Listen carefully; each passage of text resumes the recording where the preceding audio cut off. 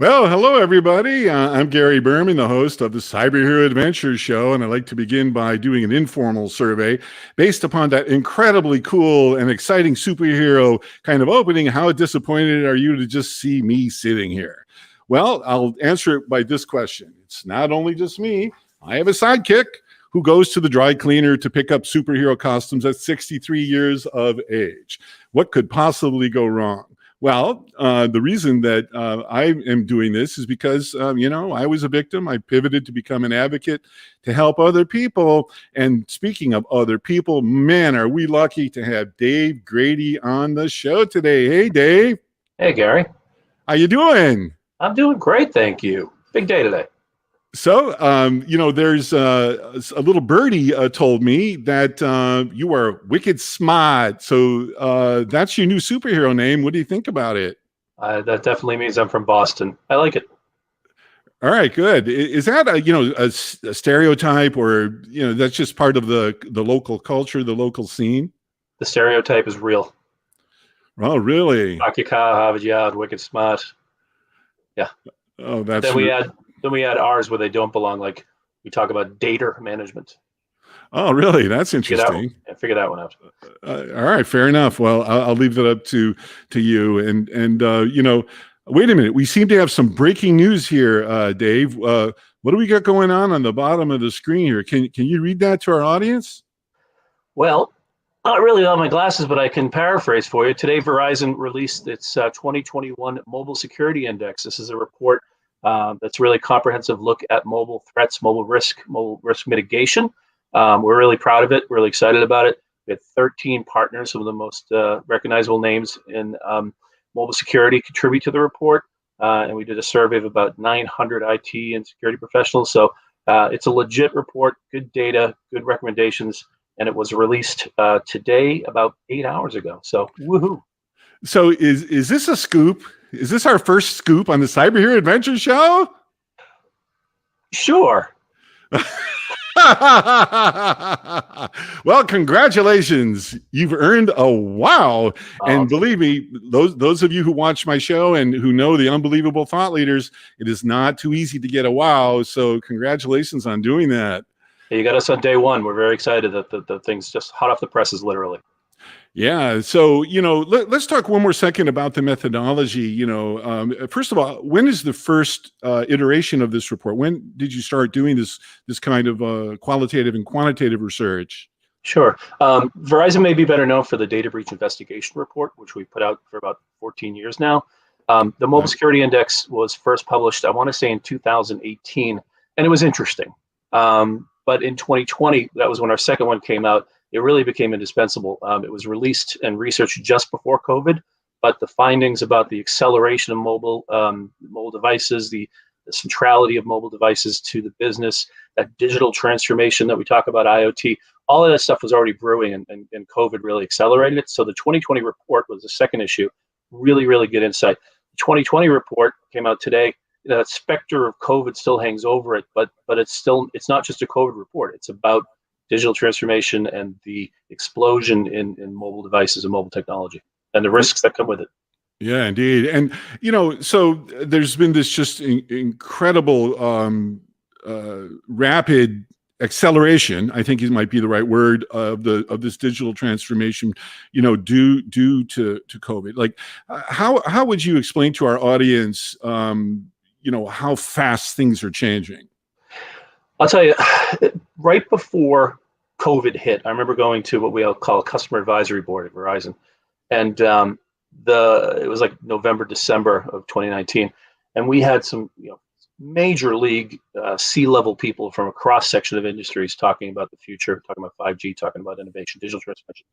And the plans were both, incredibly, what's the word I'm looking for? They were far-reaching, and they were very ambitious, but they were also starting. They were actually starting this stuff. And when COVID hit, everybody went to the scramble to just keep the wheels running, keep the place secure, keep people employed, and keep people connected and somewhat productive. And that put the brakes on a little bit. But now what we're seeing is it's coming back, and that explosion, is going to come back even faster, because you hear some people say that the last year it advanced 5 years. It was a proof of concept for a whole new workforce dynamic, a whole new deployment and management of sort of devices and different technology moving to the cloud. All these things that were forced by necessity from the from COVID probably would have happened over the next 3 years. They happened to happen over the last 12 months. So Indeed. maybe that's the only good thing that came out of last year, maybe. Yeah, indeed. And before we dive into some of the key takeaways of the report, maybe you can share with us a little bit about your perspective on the status of 5G and its implementation. From a security perspective, sure. I mean, Verizon is one of the many organizations that are rolling it out. We're very proud. We say that we're doing 5G right. It's been a slow and deliberate rollout for the technology. We recently won a very big private 5G deal in England to provide bandwidth and connectivity to a major seaport over there. But 5G, irrespective of who's providing it, is going to create some interesting challenges and I'd say considerations more than that for security professionals. For me, 5G doesn't really change the security threat landscape so much as it sort of makes it hyperinflated, right? What I mean by that is all of the innovation that's going to come from 5G, who knows what's going to come? The imagination can run wild. Think about 15 years ago when like on-demand video was, we got our Netflix in the mail, right? Right. So things change rapidly. So 5G is going to do a lot of innovation. And the business lines and the business executives who are championing these innovative approaches and technology, they're going to want to go as fast as heck because they want to get to market faster and impress and improve and leverage that stuff. If that outpaces the security oversight, that's going to be a problem. So all the problems that security teams currently have, they're just going to be faster when 5G comes, but it won't be different. Yeah, indeed. I get that. And that's not the first time that I've heard that. We recently did a show based upon the National Security Commission on Artificial Intelligence that was presented to Congress a couple of weeks ago. And we had the one of the main authors on the show and was talking about, that and encryption and man, it's like this whole battle in the digital universe, isn't it? It really is. And, I always used to talk about how a lot of people get their impressions of cybersecurity if they're not in the industry, or if they're in IT, from TVs or movies, right?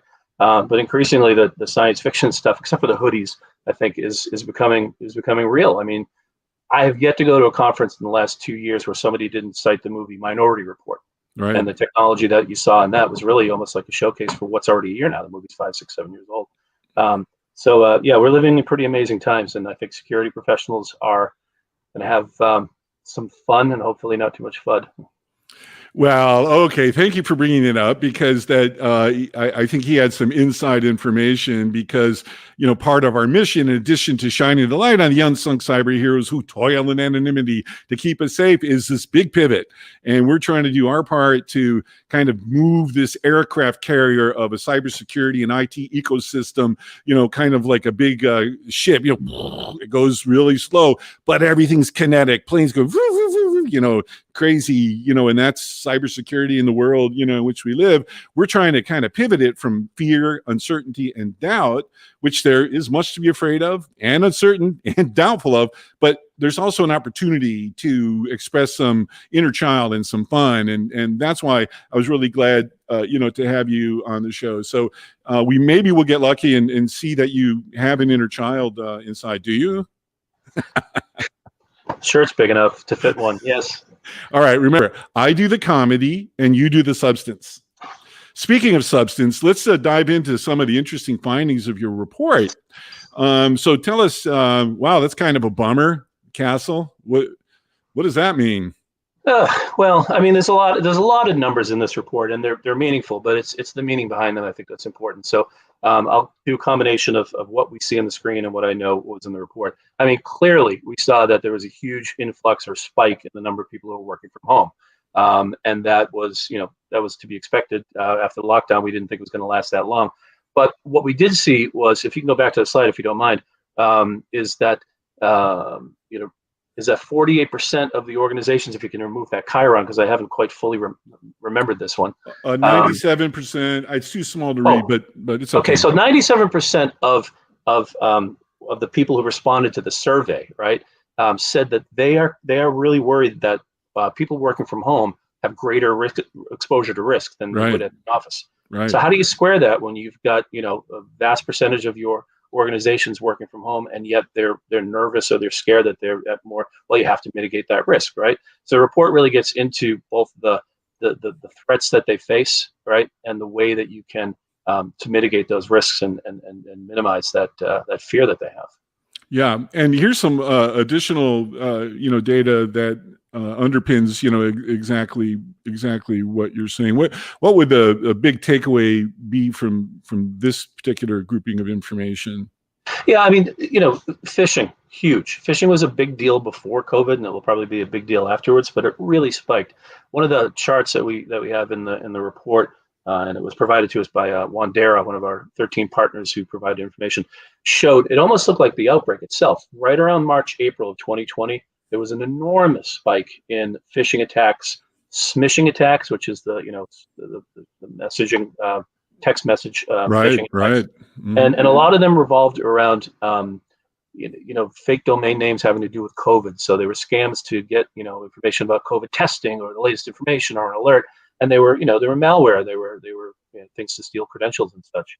And that spike, we definitely saw. We're concerned that unless the education and the awareness continues, that's going to continue to be a problem in next year's report as well. Well, that's a really great sort of segue, because one of the privileges of doing this show is I get to listen and learn from incredibly smart people like you. And as a result of this, we've signed a joint venture with an Israeli cybersecurity firm who is going to be taking our two-dimensional characters in the comics and bringing them to 3D in a virtual reality training session. Here, a world premiere. I'm Phoebe Fisher. The Fisher hunts its prey by pretending to be legitimate communication from a trusted company or from the hijacked identity of a friend, colleague, or family member. Using one of many ruses, the Fisher encourages the potential victim to divulge sensitive information such as login IDs, passwords, PINs, social security numbers, etc. This information is quickly used to steal money from accounts and to apply for fraudulent loans and credit cards.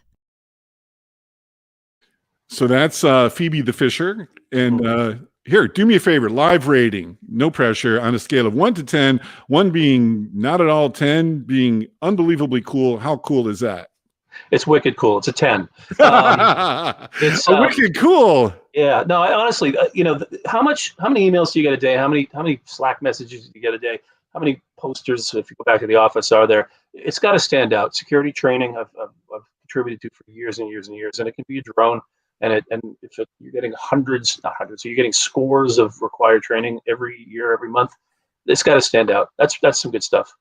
And to build on what you're saying, we created I was telling you this before the show, we created a character called the Presenter, and she's based on PowerPoint, and she wears a jewelry that projects PowerPoint slides, and her superpower is, wait for it, she puts people to sleep. And those of us who have given and received PowerPoints can attest to the veracity of that claim. Am I right? Yeah, and I like the fact that it's not death. Exactly. So let's look at a little more data here. About this. Yeah, one of the numbers I want to talk about before we get into these is in the survey, about 45% of organizations admitted in the survey to cutting corners for mobile security. They said that they were cutting corners out of expediency. This is for 2020. Mostly out of expediency, and some of it was resource constraints. But they had to pivot their business, and they had to pivot their operational model, and they had to enable and empower their employees to work in a different way. And security just fell down, in the hole. And it was amazing when you look at that number to say that 45% of the organizations admitted to cutting corners, and yet all the other numbers in the report are really high about their levels of concern. They're really concerned that. Again, 97% said that employees working from home are at greater exposure. A good number of them admitted to having data breaches and major security incidents that stemmed from insecure mobile devices. So for me, the takeaway is this: we're at this moment of inflection where a lot of the organizations, and I thought it was great that they were so candid in their responses to the survey. A lot of organizations recognize there's a problem, there's an opportunity. and there's an obligation for them to get this right, because the opportunity is to use all these new technologies to transform the business, transform the customer experience, compete better, right? That's the opportunity, right? And the obligation is to really secure those things and bring those numbers down so they're not worried and losing sleep over it. And the what was the third one I just said? And the challenge though is the culture and the resources. So it's kind of a perfect storm, but as an inflection moment, I think as the dust settles a little bit with this last year that we've been in, hopefully security teams and IT teams are going to join up and look at this more holistically and more strategically. Indeed. And speaking of, technology and holistic, let me introduce a rapid responder. Hey, Scott, thanks for answering our little alert on the bottom of the screen. How fun is that? Yeah, super. Great to be here with you guys. And as good luck would have it, Scott is steeped, in all the stuff that we're talking about. He actually has an interesting moniker, Scott, the Wireless Warrior, Schober, CEO of Berkeley Veritronic Systems. So welcome to the show, Scott. We're glad you're here. Yeah, great to be here, guys. Nice topic there. So, what are you thinking so far about, what you're hearing from Dave? Well, I'm excited to dig into the report. Again, I haven't had a chance to read it, being it just came out today, but I have delved into the previous Verizon reports, or the data breach reports in the previous years, and always loved them. And there's some great takeaways from it. And in our business, we really focus on wireless threat detection tools. So we're looking for finding wireless threats. And it could be everything from cell phones that are 3G, 4G, the new 5G standards, as well as Wi-Fi, Bluetooth. So I'm kind of excited to learn some of the takeaways from this report, and that we can actually apply them to some of the equipment that we're designing and building for everything from the carriers such as Verizon, but even the DoD customers that we sell to. Go ahead, Dave. I was going to say, and this year the sort of the definition of mobile devices expanded in the report to IoT and even to the cloud to some degree, some of the applications that are running there. And I'm wondering if you agree with that expansion of definition. Would you think IoT? Oh, yeah, absolutely. We've seen this huge migration, I think, and we've been talking about, at least I have been talking about IoT for years, billions upon billions of devices, this and that, but we're actually starting to now see it. All of these IoT devices come full mainstream, I think in part because, well, 4G LTE does work really well, and the interconnectivity issues and things have gotten better. And then I think everybody's seeing that pivot to 5G and what that opens up to the future. It's pretty exciting. I know myself, I'm kind of a technologist and I play with stuff, and I'm doing a ton of things with IoT now, whereas years ago I always talked about it or thought about it. Now it's mainstream, and it's affordable, and it's fun, and it works. So I think it's the future is here now. And at the same time, I guess the concerns probably that the report touches on, at least in the back of my mind, is you got 5G, this large attack surface is something that has to be properly secured with all these billions of devices and everybody, plugging in and connecting in, especially remotely with this COVID situation. So some exciting times, but it could also be scary times depending upon where you're looking at it. Yeah. Let me ask you guys, I've heard a lot about IoT and some of the challenges of securing these devices. Is it factually accurate that any IoT device that uses Bluetooth has the ability to be compromised? Well, I could comment. Everything has the capability or potential to be compromised. I always point out nothing is 100% safe. And if someone claims that, you better look out, because when people do claim that, that's when the hackers will target it specifically. But you can make drastic improvements, I think, in the old school of IoT versus where we are now. And I think some of the recent headlines talked about some of the new ARM processors, the next generation, which is pretty advanced, where it's got security built in, which is really going to be a lot of these IoT devices coming out in the not too distant future that inevitably will be connected via, Bluetooth, Wi-Fi, or 5G in one fashion or another. So there will be better security, and it'll have that ability to be firmware upgradable, I think, and even remotely. And that's a game changer. That's going to be really exciting for some of the future devices that we're looking toward. Whereas some of the older legacy stuff may be a little bit scary, where it has no way to upgrade that firmware and secure it. It'll probably be tossed aside, and then we'll migrate to some of the newer, more modern stuff that has that capability to be improved.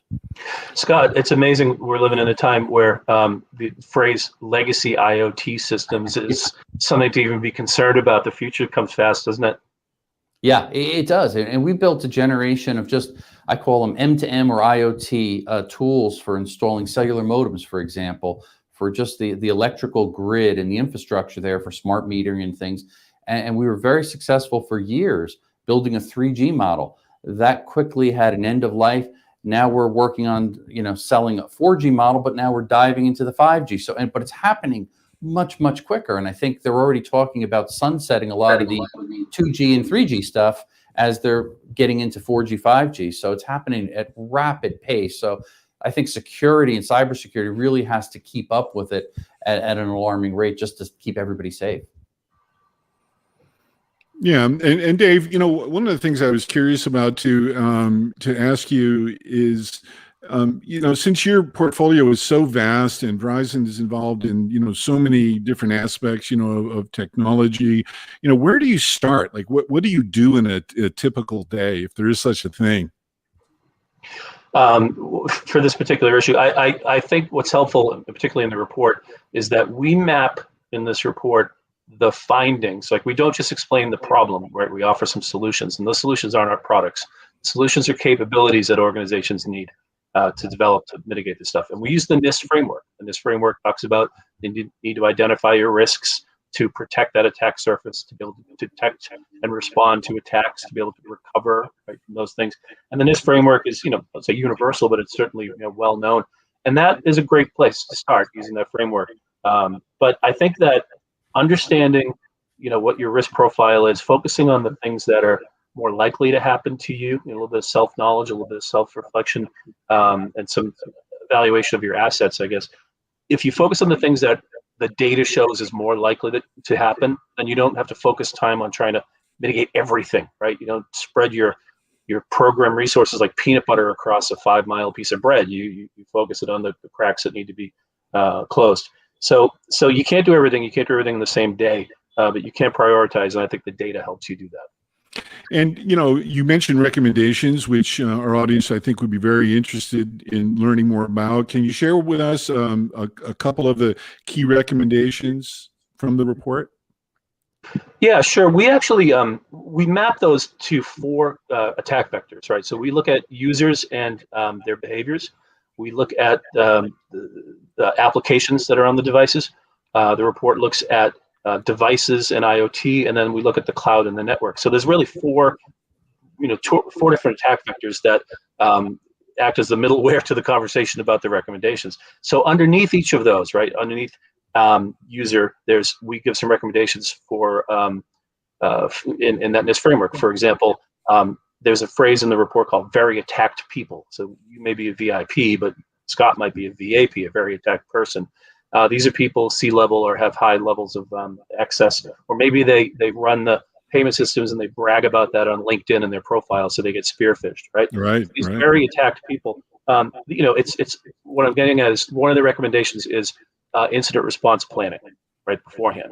Some of these breaches are inevitable, so some of the fundamentals really apply here. Across the way, you look at applications. Some of the recommendations talk about the need to vet applications before you allow them onto a company-issued device. If the business line really needs that application to do the job, does the application really need access to the camera and the microphone and the clipboard? Asking those questions and moving down that attack vector spectrum. We get to the devices themselves, and the report gets into a little bit about having mobile device management and the ability to wipe the devices clean if they get lost, all the way down to some of the network segmentation and some of the other sort of network-based recommendations. But again, the recommendations I think are written in very plain language, and they can really spark conversation and decision making in organizations. That's what we're most proud about this report, that it's something that people can use to improve their estates.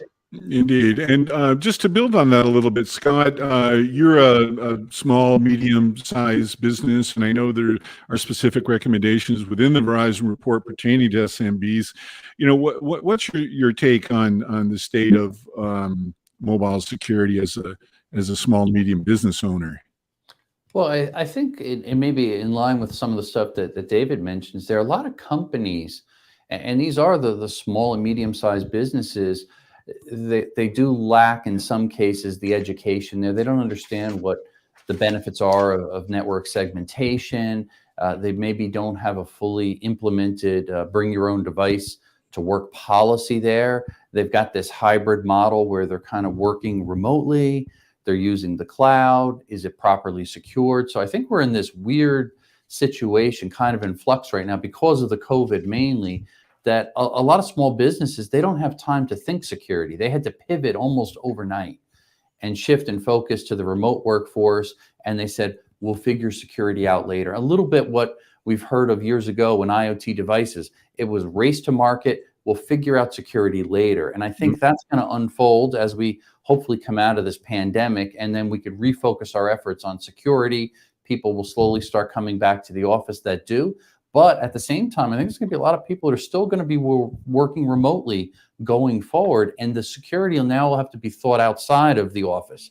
And a little bit more thought process has to go in. How do we properly stay secure using the cloud and remote access and all these different things, and keeping the network segmented, so on and so forth. So I think reports like this open the conversation to companies so they can discuss it. The IT team and the entire staff can say, how do we properly implement security and implement best practices here so we can strengthen our cybersecurity posture and not fall victim to a data breach, and really to lower the risks. Because it's really all about kind of weighing those things out. And I think without having a proper information that you can really digest and understand it, it's hard to make those key decisions within a company. So I certainly applaud Verizon, all the work behind this report, and really highlighting and amplifying the mobile part of it. Because I think that's an area that a lot of people talk about. Everybody uses mobile, but maybe we don't understand some of those risks enough.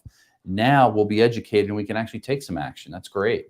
Yeah, indeed. And David, I'm going to read a little something from your report about SMBs. And it says over half of those surveys, 52%, said that small and medium-sized businesses are more of a target than larger enterprise. But even though this is the case, 59% of small and medium-sized businesses has sacrificed security, with 22% suffering a mobile compromise. 78% stated that they should take mobile device security more seriously. And I think Scott touched on one of the reasons is, particularly in SMB, it's the challenge of the margins, right? The margins are thin, the money is tight. Business was challenging before COVID. It's certainly even more challenging afterwards. And security sometimes can be viewed as a luxury as opposed to a necessity. And I think that, in the enterprise space, when we talk about security, we're talking about big ticket, big items, big run, capital expenses and such. And with SMB, there may be a fear or misperception that the security and controls that you can bring in have to be these zillion-dollar things that are going to, outpace your revenue stream, right? And that's not necessarily true. And the report, I think, makes that clear that there's a recognition, as we see in those numbers you just said, that they've got to do a better job. But some of the recommendations are really, they're commonsensical. They're not about buying $2 million shiny boxes. They're about process review. They're about education. They're about having people, do an acceptable use policy and sort of pledging to behave. I mean, that's maybe not half the battle, but that's definitely going to move the needle. So, it doesn't have to be a zillion-dollar investment to iteratively improve your security for SMB. Indeed. And how will our audience get a copy of the report? Sure. Well, I've been posting about it all day on LinkedIn, insufferably. But you can come to the Verizon website, verizon.com, and search for that. We have, I want to say the URL, I'm trying to do this from memory, is verizon.com/report/mobile security index. But you can use your favorite search engine to look for the 2021 Verizon Mobile Security Index. It's a free download PDF. You can share it with your friends and neighbors. And there's a AUP, an acceptable use policy, guide to help you build one of those. Because as I said, 57% of organizations admitted they don't even have an acceptable use policy. So that's a bonus and along with a free report. Well, and that can come in handy in case, there's some type of incident, you're in front of a judge or something, about having some policy or framework in writing, right? Does that fit a little bit in that? Yeah, I mean, every little bit helps, right? I mean, it's one thing to have a policy, it's another to have the technical controls to try to enforce it.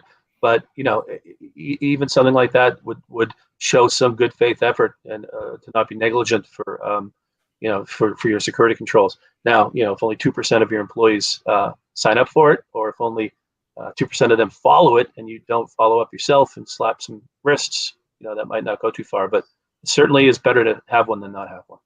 Yeah, indeed. And what is the release date of Verizon's next report on some relevant topic? Sure. Well, I'm not at liberty to divulge the exact. Oh, come on! You need. Oh, boo, boo! No! You should take that back. Come on, man. Give us a scoop.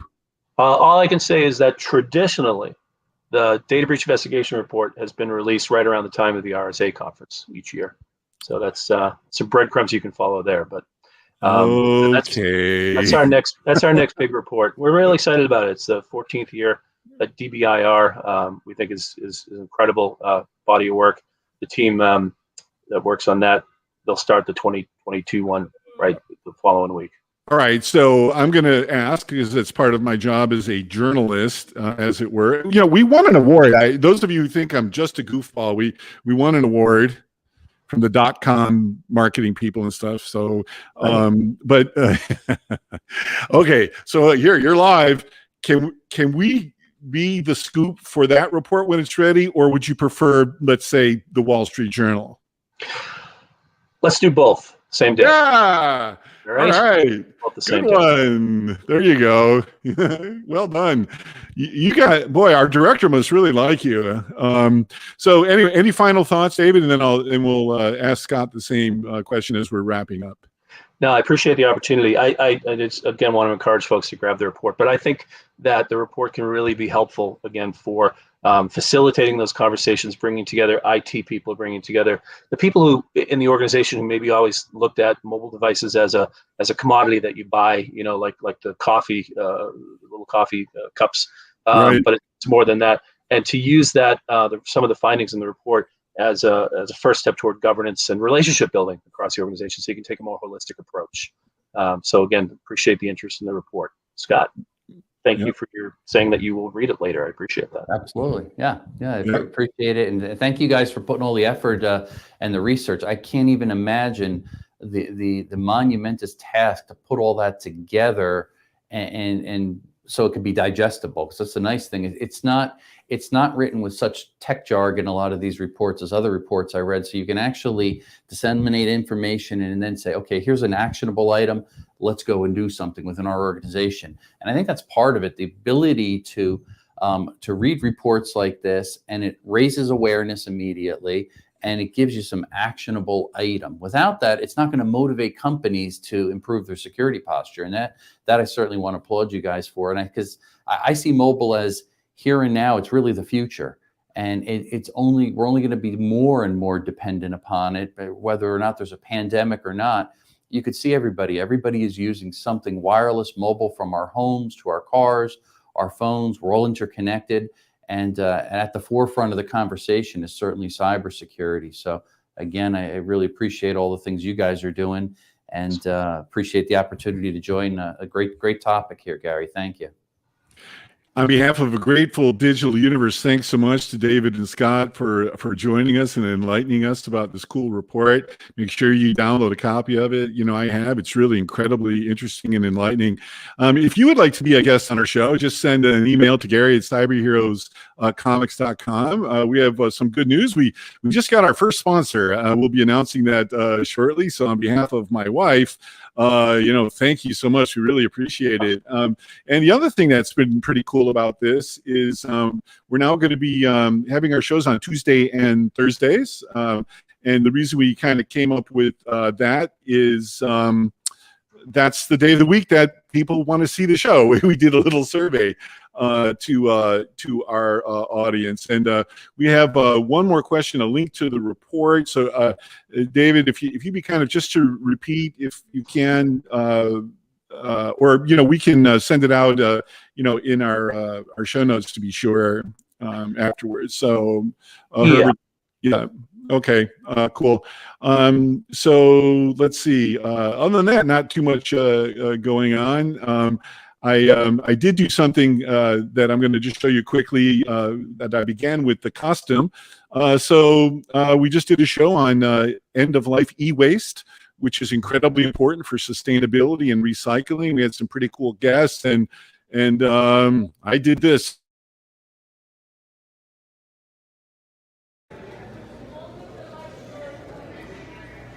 Oh, we're going to the return area. On top of this stuff here. That's all you gotta do. Okay. So here we go. It's easy peasy to recycle at Best Buy. Ah.